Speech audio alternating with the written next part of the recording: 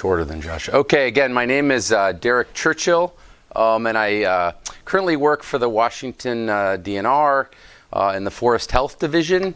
And for those of you who don't know, DNR has really, in the last few years, expanded its efforts and funding on forest health work, primarily in eastern Washington, in response to some of those big fires and increasing drought and whatnot that people have talked about, to really try to move Washington's forest, or eastern Washington's forest, into a condition where we can better handle wildfire and drought and whatnot. And that's a lot of the work that I currently do. However, we're also, the Forest Health is very much active in Western Washington, and on a variety of fronts we can talk about. We're definitely aware of these growing challenges and trying to increase our, the number of people and the resources we have to help landowners deal with them. I also, prior to the DNR, as I mentioned before, did a lot of work as a consultant with a whole variety of landowners, doing everything from management plans to harvest to, just basic consulting to analysis and whatnot. So I'm very familiar with the whole small landowner world, and own some forest land myself, and have done my own harvesting and planting and all that stuff, both on Vashon Island, where I live, and actually in southern Oregon, where my dad has some property. So as Kirk mentioned, I've done a lot of these NNRG workshops in the past, so it's exciting to be back here and talk about a very exciting and challenging topic as well. So as Kirk mentioned, my job here is to try to take a lot of what you've heard today and really translate it into, what do you do on your piece of ground, your forest? How do you sort of decide what exactly are you going to do? And I'm both a scientist and a forester, and so I appreciate science, and I love being a scientist, but it's always easy to be a scientist because you can say, well, there's a lot of uncertainty, we need to study it more, we're not really sure what you should do, there's these different factors. And then as a forester, you have to be like, well, that means I have to figure it out.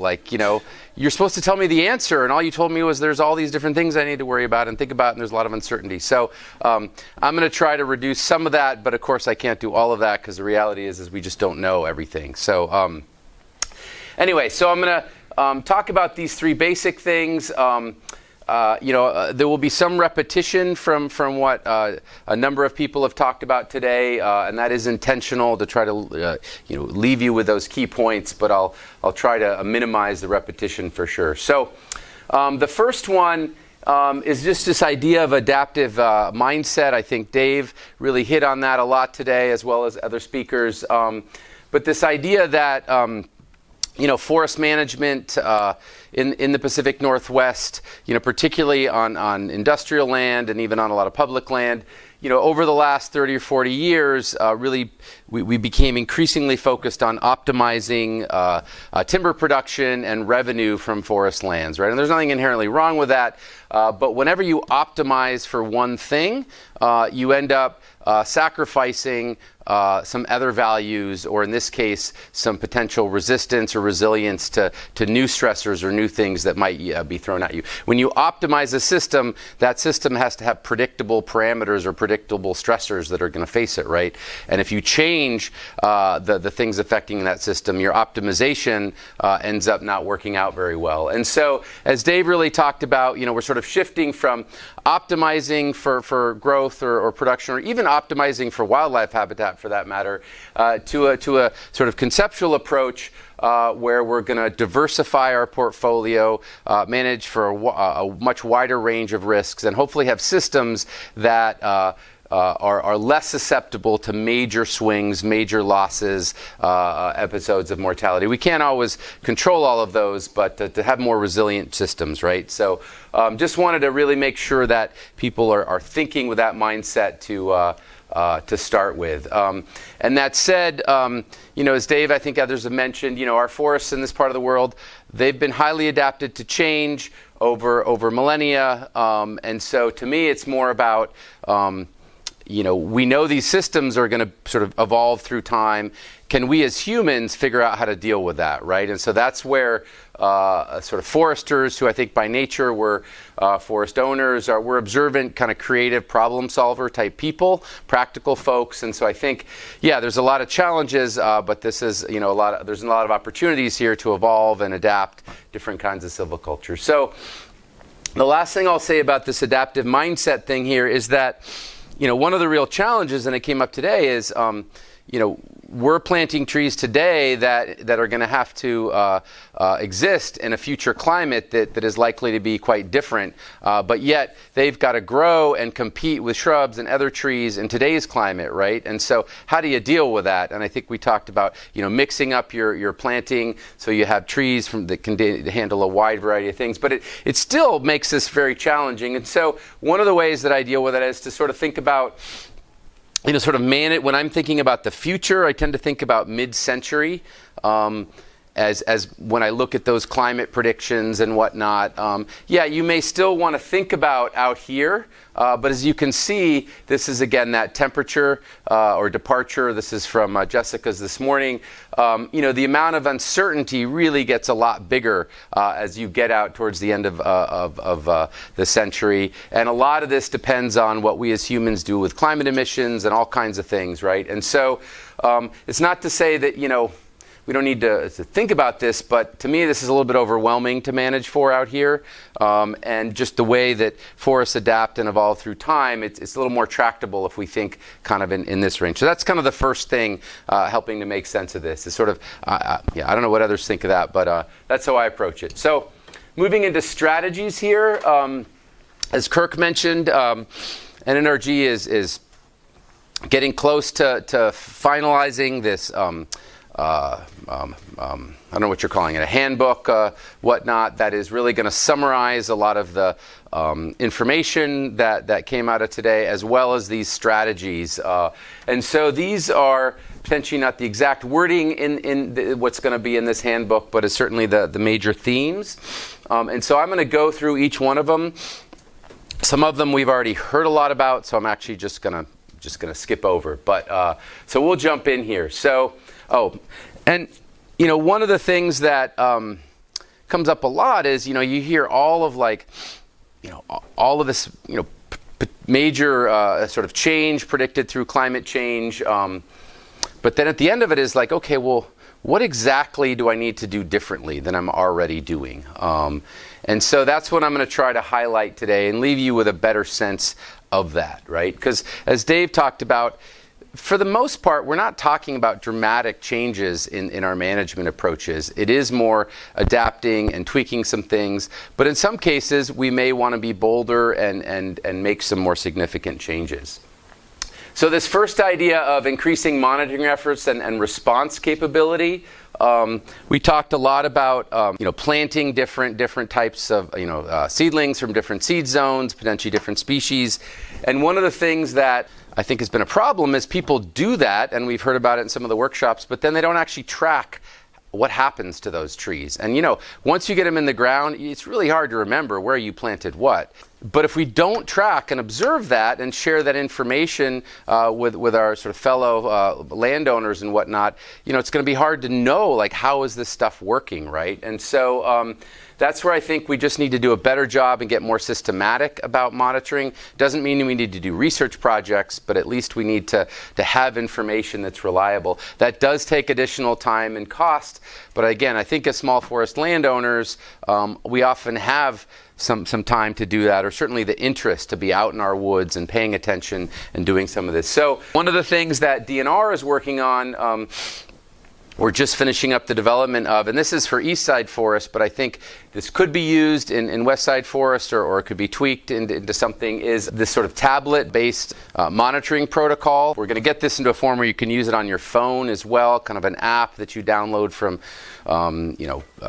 Google Play or whatever they are, or the Apple Store. And so the idea being that you're out in your forest and you're planting, and you can say, okay, at this site I'm planting whatever it is. I'm planting seed from seed zone X, and over here I'm planting from seed. And then when you enter that information, bam, you press a button, that stores the GPS coordinates, and it's just a much faster way of recording the information. It's not on paper that then you don't enter it on the computer, or you lose, or you never. And then having some public websites, the idea with this protocol, and this is for monitoring sort of treatments in Eastside forests, is that as soon as you get back onto Wi-Fi or connected, this all gets uploaded into the cloud, into the DNR, ArcGIS Online, and so it's available for both you, but also for the DNR or other people to access that information. And so, leveraging this sort of phone, tablet-based technology we have to make monitoring more practical and easier, but then very easily sharing that information with people. And I think that's something that NNRG or other people could take a role in developing some of these, in partnership with the DNR or other organizations to make this readily available for landowners to use, and then having platforms or websites where you can go see and share that information about how some of this stuff is doing. And all these things take time, but if we don't start now, we're not. We've got to start getting that information out there. This whole idea of anticipating and plan for responses, it sounds a little sort of obviously quite basic, but I think it is really in some ways one of the most important things we can do. We know, or we think there's going to be more significant drought that's going to lead to some mortality. What's our plan, right? What should we be looking for? Where in our forest, and then what is our plan to do with that? And really thinking ahead about that, because as we all know, if it's that fall when you want to go order seedlings from a particular seed zone or something, by the time you do it, there's no availability, and you end up sort of getting trees from wherever you can get them. But thinking ahead a little bit, and I think especially collectively about folks from southern Puget Sound or stuff really want to develop some seed sources from different places. It's going to take sort of critical mass of people to want to do that nurseries start really having that supply quite readily. And I think the seed lot selection tool is great, but one of the things that comes up is you get these somewhat obscure places in southern Oregon or whatnot, or Northern California, and you're like, can I get seeds from that area? And the answer is often no, or maybe, or you don't really know. It's going to be a lot of research for you to do that. So again, that sort of collective need to help start figuring some of this stuff out, and start to doing that now while we still have some time to get those seed sources into place, right? Because that all takes time. Nurseries have to really have the demand and think ahead and all that kind of stuff. So again, that anticipating, I think, is going to be critical. And I put these pictures up here, particularly these wind events, because we talked a lot about drought. But one of the prediction here is that we have more intense winter storms with more precipitation, and that means more wind throw, particularly on wind susceptible sites. The soils get saturated, higher winds. And so, I think the word salvage, particularly on sort of more ecologically oriented landowners who have more range of objectives or habitat objectives. The word salvage kind of has a bad name, right? This idea that we had a disturbance, we got to rush in and pull out all the dead wood and snags and capture the economic value and replant the site. And people say, well, what about habitat? And that's a natural disturbance, and that's part of the forest development. And I think we need to really sort of rethink that and say, look, these harvests or treatments after a disturbance are just another tool in the toolbox, and we can objectively go in and decide, do we want to harvest some of that wood while we can and capture some of the value that gives us resources to replant that site and monitor it over time? Because as we know, planting and the shrub control, and then if it fails, doing it again, that takes a lot of time and money to do. And if you only have an acre, sure, but if you've got 100 acres, you got to have some money to do that. It's sort of often landowners say, oh, I'm going to get out there on the weekends and do it, and then you go back out and it just doesn't happen, right? Because we're all busy and whatnot. So things about, just thinking, being practical about that, but also, we can leave plenty of down wood there, we can leave snags, you can do these things in a way that are very much leave a lot of habitat value as well. And in addition, you might decide in a situation like this, hey, I'm going to combine this with some green tree thinning, and do a kind of combo harvest. And I've seen that a lot after fires where it's, you had a moderate severity fire. It did a lot of good work. This is again in eastern Washington. It killed a lot of those smaller trees that we wanted to, but it didn't kill enough trees. And so you can do a treatment where you go in and harvest some of the dead trees and capture some of the value, leave some for snags, and then finish the thinning that you needed to do. And those treatments often are more economical than just a straight kind of salvage or dead tree harvest. So again, just thinking that as we see or anticipate these mortality events in different intensities and sizes, this is going to be a really important tool potentially to respond to those. And that we may say, yeah, we're planning to harvest this stand and whatever, whether it's a thinning or a regeneration harvest, we're slated for 2030, but something may happen sooner that may change our plans and we may need to respond. Okay, so I'm talking about this idea of understanding your site. No rocket science here, but it gets pretty challenging when you see all those climate models and whatnot, and sort of, well, how do I translate that into what's going on, what that means for my piece of ground specifically. And so I've been delving into a lot of the climate projections and whatnot, and as I think we touched on this morning, there's a fair amount of uncertainty in those models. The overall trends are pretty clear, I think, from the models, but the magnitude of change, particularly as you get far out, has a fair amount of uncertainty. And the other thing is that these models are generally broader scale, and when you zoom into a particular pixel, which may be your piece of property, you need to be careful about interpreting that, right? In the sense that exact value for that pixel may not reflect, there's that model uncertainty in there, and there's actually a range around that. And so interpreting these more as what are the trends and combining that with your own knowledge of the site and your own thinking to sort of interpret what this stuff means. And I'm going to go through some of that in particular. So this is one site that I actually like quite a bit. It's called the Walter Climate Diagram Tool Package. And you can put in coordinates, or you can go on the map and click on your piece of ground, like one of those Google Map things. And it spits out these Walter diagrams, which are pretty simple in the sense on over here you have the temperature, the red. And then the blue is the precipitation, and these are the months of the year down here, right? And so this is for 1950 to 2000 climate. And so you can see in May here, temperature-wise, we hit that 45-degree kind of line is just sort of a reference there. And then you can download a variety of future projections for the same site. And so you can see, okay, now that 45-degree is a full month earlier. In the spring, and then you can look at the precipitation patterns, and again, always understanding that there's some model uncertainty, some variation around these lines. Don't get too hung up on the exact value, but this is telling you that, hey, my spring's going to projected to come about a month earlier, and then you can start thinking about what that might mean for the different seed zones or things that you're looking at, right? So same thing with precipitation, when the precipitation and how much is projected, so you can get more specific of what these projections mean for your particular piece of ground. So this is a good example, and again, we looked at this tool earlier about how Doug fir may not be suitable. The climate may not be suitable for Doug fir. And this again is Puget Sound here. Here's Seattle, Tacoma. And so again, the green is where Douglas fir is projected to remain.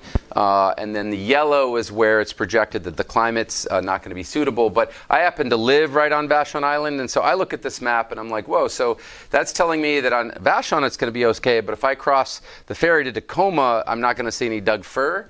Or if I go over to Bainbridge Island. And so that's again where you need to interpret these with nature rarely has these like clear, like you jump from one to the next. It's generally a gradient, right, of a more gradual kind of change. So again, I think some of these projections are useful and important, but I interpret that as, it's going to be harder for Doug fir to survive in these areas, and this is where I really may want to think about Doug fir from different seed zones.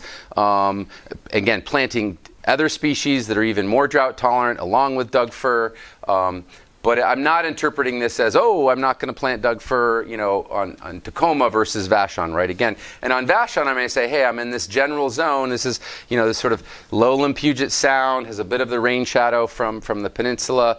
This is a little bit drier part of than compared to the Cascades or down Olympia or farther north. So anyway, just wanted to kind of get that out there of how I interpret these, for a particular piece of ground. So your soils. It's an absolutely critical part of this puzzle here. And we all know that as foresters, the soils matter, but really understanding, what is the soil water holding capacity on your land? Do you have, deep, fine textured soils that can hold a lot of water? If you do, that's going to be a real buffer against some of these drought events. Eventually the soils dry up on really dry summers, but you're in much better shape than if you have, super gravelly, sandy soils, like in a lot of around here in Tacoma. A lot of the prairies here have really gravelly, outwash soils from the glaciers, and those, they just don't hold as much water. And so they're more drought prone. So knowing what those are. So again, this is the soil NRCS soil website. You can type in NRCS soil web, I think it's called. I can't remember. And this is basically the old soil surveys that you get for your county, and you'd flip through. This is just the same thing. It's just all online. And so you could click on your parcel or your area, and it'll bring up your soil type that you have. And it's always a little bit hard to interpret exactly what all this means, but in here generally it'll tell you how deep the soil is, and then if it's an outwash soil, or if it's a alluvial, different kinds of soils with different, and roughly what. Sometimes they'll actually talk about the water holding capacity, but again, this is where working with a consultant or someone to help interpret this, if you don't already sort of know the general water holding capacity of your soils. That said, we know these maps aren't super accurate. I again live on Vashon Island, and when I built my house and we put a big trench in, down the road for the utilities, I love soils, and I geeked out because there was like all these different soil types, all along my road. It was like a 2 or 3 foot trench, and so it was like this continuous soil pit through most of my property. And so I realized, like, hey, there's areas that are really sandy and gravelly. There's areas that are really shallow soils, really deep soils, and that's just the nature of glacial soils. Often, in some places, they're highly variable. So, to the extent that you can. Actually dig some pits on your property, or take advantage of road cuts, or again that construction to take a look at what actually kind of soil you have. How deep is it to a hard pan? Is it really gravelly and sandy? Is it more fine textured? And getting a sense of again that soil water holding capacity. So again, this is Vashon here, and I just did this for another project where I kind of simplified it to our outwash soils versus all glacier till soils, which tend to hold more water, again, unless they're really shallow. So I use that with people just to sort of say, are you in an area that's going to be a little more buffered against drought, or less buffered based on your soil? This is actually a map of water holding capacity that we at the DNR recently generated. This is available. I'll get to it as well. And so this actually quantifies that water holding capacity that you can look at if you want. So it's a long story. We generated it from the NRCS soil information. We worked with a couple soil scientists to sort of reinterpret this stuff. And I'm going to stop there because it gets more complicated. So one of the ways that metrics, you talk about precipitation and temperature and minimum July temperature, and in some of those websites, there's all these climate metrics. One of the ones that I really like is this idea of water balance deficit or moisture deficit. And And it is a metric that combines temperature, precipitation, water holding capacity, and solar radiation, and a few other things. But it's basically quantifying the amount of water stress that plants experience, because during the winter and spring there's a lot of moisture in the soil, and in our part of the world we have our summer drought, and then as the summer progresses and the plants transpire, that soil water eventually goes away, and so you have a drought or moisture stress. And so the length of that moisture stress, and then the how intense the sun is, how much that determines the level of stress that a plant is going to experience. And this metric, particularly in moisture limited systems like in eastern Washington, does a pretty good job of predicting where we see non-forest shrubland, ponderosa pine, and other kinds of grand fir, different forest types. There's another metric which is called actual evapotranspiration. I'm not getting into it, but it's related. But it's kind of a measure of productivity. It's telling us how much plants can transpire during the year, given the precipitation and temperature and whatnot in a particular site. So we produced these maps of these, and they're layers. Unfortunately, they're just in GIS at this point.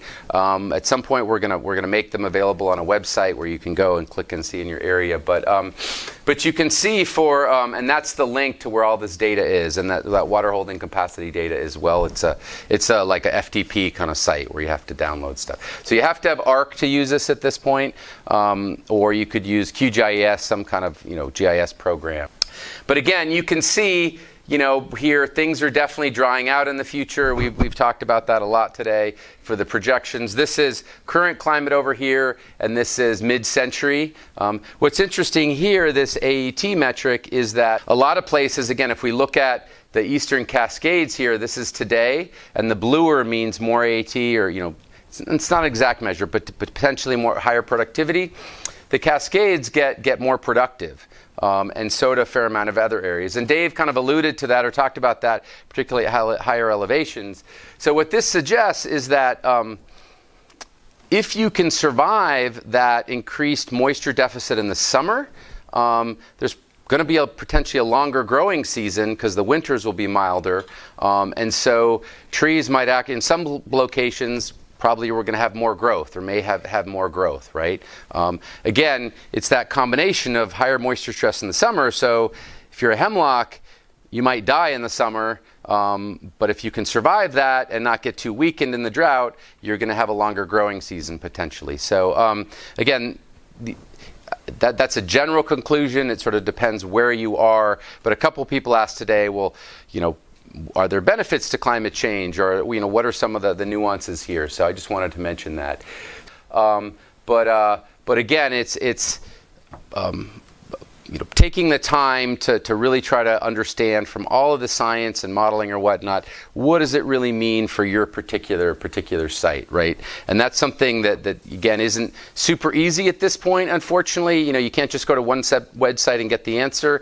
You have to kind of sift through a variety of information, use your own understanding and knowledge of your site. But I think that we're going to get better at that. So, and I think that all leads towards identifying how vulnerable your forest is, or maybe different parts of your ownership. Some may be more vulnerable than others. And so, again, looking at what do those climate projections look like for your site? What is the topography aspect? Are you on south-facing, north-facing slopes? What does that soil water holding capacity look like? And then what kind of vegetation is it? What species? What density? What structure? So here's an example of super dense hemlock stand on a outwash, dry soil. Pretty high vulnerability there, right? And we're seeing that. We're seeing a lot of that hemlock start to wink out on those drier sites in particular. Another one is, particularly large cedar that is on shallow soils where it's been used to a certain amount of moisture, and then all of a sudden the moisture changes and those cedars die, right? Those might be moderate or even high vulnerability. Cedar in other places, if it's got deeper soils, or if it's cedar that didn't grow up with a lot of water, cedar's actually sort of often moderately, or can be, moderately drought tolerant, right? But if it grows up with its feet wet and then it dries out, that's when you really see it suffer. And then here's kind of at another end of the spectrum, this sort of moderately dense or low density Doug fir stand in a place with deep soils, right? This is a forest, I'm saying, probably less vulnerable on my property than some of those others. So those are just some examples. Okay. So quite a few people talked about, diverse forests as a key strategy here. Diversity of composition, age, and structure. And we hit on this sort of old, large versus smaller or younger trees. And I think, as I mentioned earlier, there are old trees have a lot of advantages in terms of drought resistance, less transpiration. They tend to be also more fire tolerant because they have larger bark, particularly Douglas fir and ponderosa pine and some of the others. They provide great habitat. However, they're bigger and taller, and so tend to be more vulnerable to wind. And as I mentioned, particularly large trees with big crowns, some of the research has shown can be more vulnerable to changes in drought or moisture availability, as opposed to a young tree that's growing, because they're just less plastic. A young tree is ability to shift its crown and grow more roots more quickly, whereas if you're I've got this big crown that I've got to maintain through, that can be tough for a big tree. And so, while I agree that in general, large trees are pretty drought resistant, there is some data to suggest they are vulnerable as well. And so I think young trees, again, can be more plastic, more flexible, particularly if they start out with a good crown. If they're really in a weak state, they're not going to do very well. They're shorter as well, and they're also in some ways more replaceable. If you've got all old trees and that's your strategy, and you lose them, it's 100 years to regrow them, right? Whereas smaller trees, you can grow them in 20 or 30 years. We talked about it's easier to replant or whatnot. So I think, this just speaks to having a forest that has a range of age classes, right? Either within particular stands, a multi-age forest, and also across your forest, potentially to have some different age classes, as I think Dave talks about, right? Versus putting all your eggs in one basket. And then, again, when we get into, where we have multiple age classes, multiple species, we talked about this a lot. You're going to have lower susceptibility to insect and pathogen risks, and so forth. I also wanted to mention that I think you have more options for those kind of salvage, green harvests, intermediate harvests. These forests, they give you more wiggle room. So if you have a patch of mortality and that hits your forest, even if it's not the ideal time to harvest, you often have, hey, I can go in there and I might sort of speed up the harvest I was planning on by 5 years and put in some additional gaps and sort of do that multi-age forestry, group selection type forestry that Ralph was talking about as a response to that mortality, right? Versus if you have an even age stand, you have less flexibility management-wise because the trees may be too young to harvest commercially, right? And so I will say too that multi-age stands, or particularly multi-story stands, do tend to be more fire-prone. Particularly, again, if they have a lot of multi-layer structure or with a lot of fire-intolerant species. And uneven age management, well, I certainly think it's great and do that on my own land. There are higher management costs with that, to just acknowledge that. Even age forests, particularly when they're single species stands, growing, planted with seed stock that was really optimized for production, for fast growth. We wonder, how are these trees that were selected for fast growth, how well are they going to do with drought? Right, and so maybe when you have less diversity in here, again, you're more susceptible to those big losses or big swings. However, if you can add some retention to an even age system, patches of retention or trees, you can maintain some of that old tree structure or large tree structure. This could be seed sources. As we talked about earlier, we don't need to rely entirely on planting for future adaptation. We know that there's a lot of genetic variability in these trees on the site, and some of the seeds coming out of these trees potentially are going to have, be adapted to a warmer and future site. And if they happen to establish during a drier period, hey, they may be good candidates. I'm still suggest we want to plant trees, but again, working with natural regeneration as well, I think is a good approach or a viable strategy. So I think a lot of people can say, oh, clear cutting's bad, or and get pretty fired up about one type of forestry or the other. As we know, people can get passionate about forestry, and I think the reality is that these are tools, as Rolf mentioned, and we were really going to need the whole toolbox. There's situations, as Rolf mentioned, where an even age harvest really, I think, it makes the most sense. There's a lot of cases where even age management makes a lot of sense too, and it's going to depend on objectives and a whole variety of things. But I think just not getting too locked into like this is the right way or clear cutting's bad, but really thinking through what makes sense for my site. And so just wanted to put a plug in for gaps here.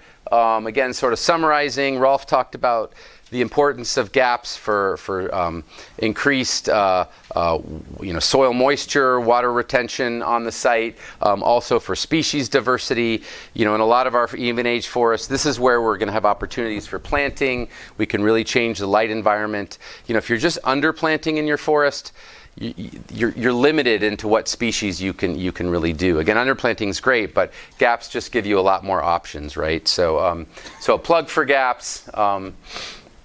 Okay, managing density. This is the whole thinning part that we've mentioned quite a bit. So Dave mentioned, thinning a little bit heavier than you might have in the past. And so I'm going to show you some information here about how to derive some specific targets for how you might reduce your thinning densities in the context of climate change. So how many people are familiar with this whole idea of density management zones, maximum density, relative density, those kinds of things? Okay. So for, maybe half or a third of the audience. Okay, so there's this basic idea in plant biology that you can only fit so many plants on a certain site, that it's limited by the amount of space, the amount of water, the amount of nutrients. It's kind of the gardening analogy, right? You can only pack so many plants in there. When the plants are small, and so on these diagrams here, this is the number of trees here, and this is the size of the trees over here. In this case, they switched them over here. But the basic idea is there's this relationship between size and number. And so when you have a lot of plants that are small, there's not competition, and they can keep growing. They increase in size, but then they hit this sort of maximum carrying capacity for the site. And when they hit that, there's competition, and the weaker individuals die, right? It's like the whole carrots analogy, right? And so if you thin and you keep the number of your plants below this level, you can grow healthier plants that have more foliage and whatnot. So we've quantified all this for trees. It started in the 30s, and we have a lot of really good information for our forests in the Pacific Northwest about density levels that avoid what we call this zone of stagnation, where the trees are, they're not growing very well, their crowns are short, it's just too dense to do very well. And then this zone of imminent mortality, where you've really got to get stressed because your trees are, that's that sort of blue zone right there. And so, when people talk about thinning guidelines, you may hear like, oh, you should thin to 80 basal area or 120 trees per acre, or whatever it is. A lot of those information come from these stocking diagrams, they're called. And in a lot of cases, as extension forestry, we simplify that information for landowners. But to the extent that you can actually look at this and understand it, it'll help you sort of interpret and make some more informed choices about your thinning entries and what you want to do. So there's this idea of relative density, which is just your current density relative or divided by the maximum density for that site. And so there's these different zones. Again, we talked about the zone of mortality, the zone of sort of maximum growth for your stand. And then down here you have fewer trees, so there's less competition. And down here you have very few trees.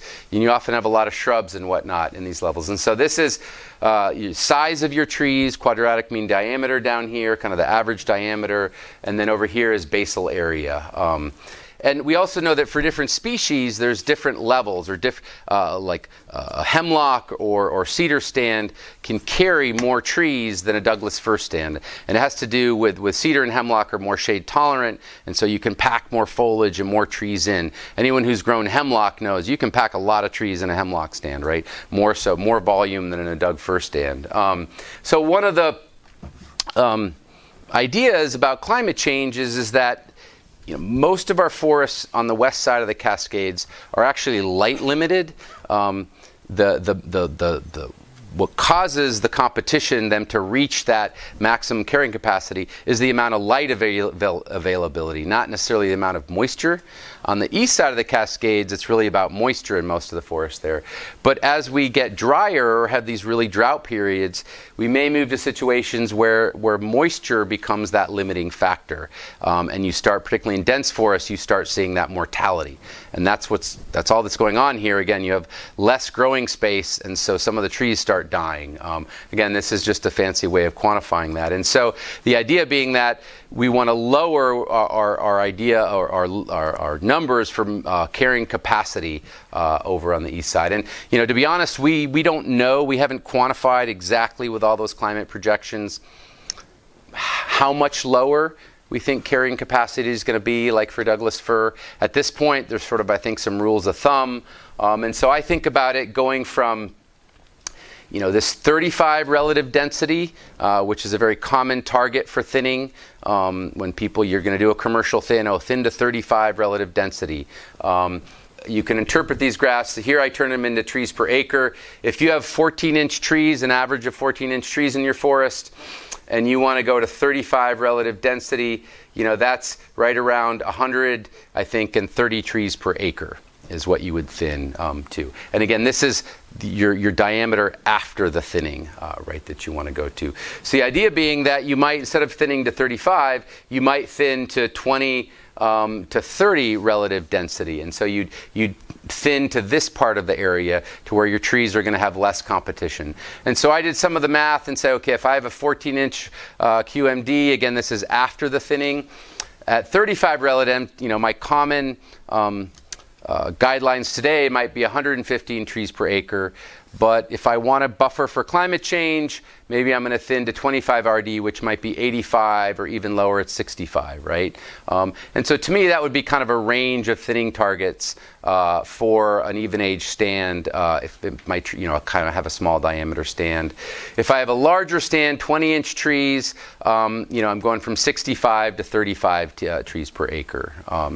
And so, these diagrams are, you can go in with, there's also, it's all in tabular form, and we can put some of that in the, what we're calling, the guidebook, guidelines that we're talking about. So you don't have to try to remember all this. But anyway, just as a way of, when people say, again, lower your density, that's great, but as a landowner, you have to know exactly how much should I lower my thinning to. You got to come up with your actual target. So these are some real tools to do that. And of course, Dave predicted that I would talk about variable density thinning here. I think a lot of people are certainly very aware of the idea of mixing up, instead of just doing an even thinning, having some dense areas, some gaps, some different densities. You're going to get different plant responses, different habitats, and whatnot. And so this is, again, from a climate standpoint, now we have areas with really low competition, and we kind of mix it up a bit. And so I think this is a great approach for in the climate context as well. So again, more of that really variable stand over time. I'm not going to talk very much about either of these, other than to, again, emphasize that it's not all about trees and density and species. We do need to think about building up the organic matter in the soil, reducing, just can we maintain as much soil moisture as possible, and what we can do to improve the soil's ability to retain that moisture. And so retaining downed wood, slash, that non-tree vegetation, shrubs and whatnot, and then soil organic matter is as well. And when you're doing harvest or in general, and again, Rolf talked about that. And then, of course, soil compaction. On most soils, soil compaction will reduce your soil water holding capacity. And then, of course, controlling invasive species. I'm not going to talk about that. Can't talk about everything, but as we know, really important for a lot of different reasons. But this is a major stressor in a lot of forests. And so, if we don't deal with that stressor, our forests are that much more vulnerable to climate change. So anyway, I hope you kind of got a sense from my talk today of what is different than what you currently do. Obviously, the planting, different seed zones, that's a big difference. Thinning to lower densities is a significant difference. This also just really accentuates the need to really understand your site, and then trying to understand those climate projections and what they mean for your site. That's a new challenge we've got to face. So those are probably the main three that I think about. I don't know if any others, or if I'm missing anything. So anyway, that's talk today. So thank you. Yep.